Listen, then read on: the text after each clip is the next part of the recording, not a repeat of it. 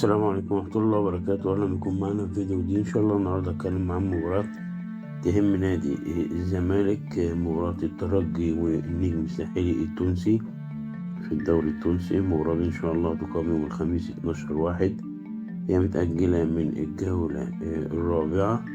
المباراة تقام الساعة 6 مساء إن شاء الله على قناة الكاس القطرية، مش مشفرة، مباراة متذاعة.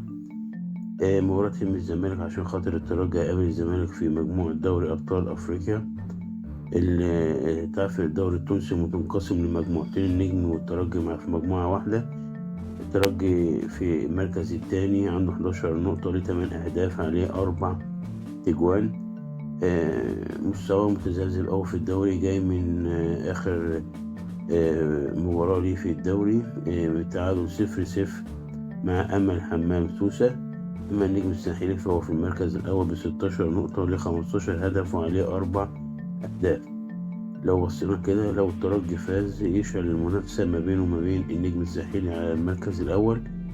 لو فاز الترجي على النجم هيبقى الفرق تقريبا ما بين الاتنين نقطتين. أما لو التعادل فضل هيفضل زي التعادل انتهت بيه المباراة، هيفضل الفرق 5 نقط. أما لو النجم الساحلي فاز يبقى وسع الفرق ما بينه وما بينه إلى 8 نقط، يبقى صعب يلحقوا في المركز الأول.